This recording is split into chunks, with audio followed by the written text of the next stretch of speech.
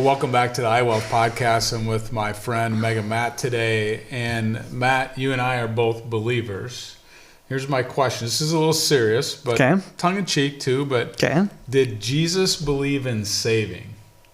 And so I thought about this recently. So I'll let you think about saving souls or saving. Well, of course, saving souls, but saving money. Like what did Jesus teach us about money? And I was thinking about this the other day. I was talking to a guy that I was mentoring, and this kind of came up. And one of my favorite parables in the Bible is about the parable of talents. Okay. And it's about the three different servants that received the same talents, and some went out and buried it so they would never lose it, and they just were worried about that. Another squandered it away, and the other one went and invested it and made more and brought back more to the king. And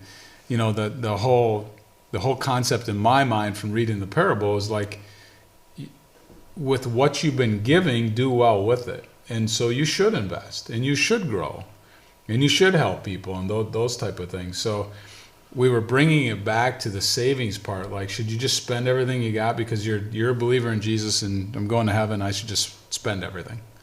Or should you be a good steward with those funds? So I present that with you. Like, what popped in your head when I said that to you? I think that Jesus has a lot to say about the money piece of it.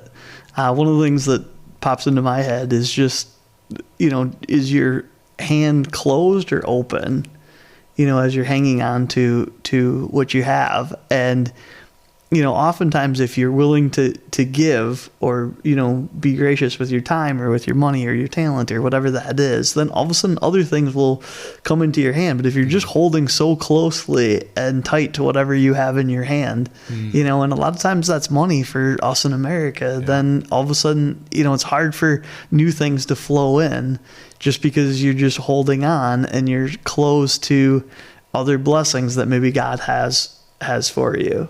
I love the visual of the hand. Yeah. I love that visual of not letting go, The other thing that popped into my mind when you were talking is pride.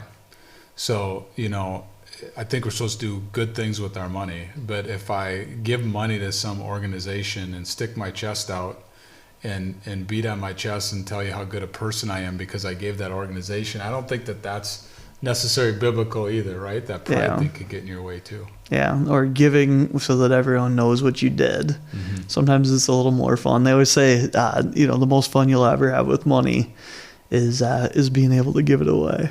Mm-hmm. And it's a totally different thing when the people don't know that it's you behind it. Yeah, I love that. I love the idea of giving with, first of all, not asking for anything in return. Yep. Like giving with strings, I have an issue with. Like there shouldn't be strings. Like if you're going to give to get, the classic. Or I'm going to give to you, but you can only spend it on this or something. Like just give to give.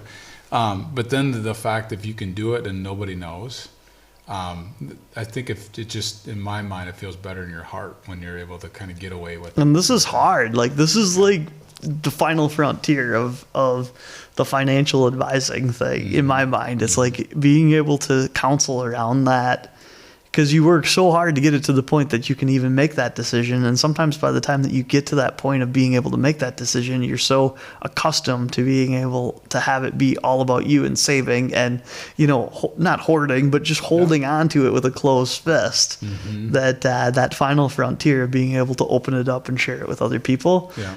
That's the final frontier of financial advising in my mind. Yeah. So yeah, I love how you put that. My takeaway, from today's talk is the fist. Like, are we holding so tight that we're not doing the right things with our money, and what's it going to take to open that hand up, right? Yeah. One finger at a time. Like, well, what's that kind of look like? Yeah, one finger at a time. That's awesome. You could have a little, right? It's like prying it out of your hand as you're like, Well, thank you so much, Matt. I just thought it was super interesting, and I knew I wanted to talk to you about it. Cool. Have a great day.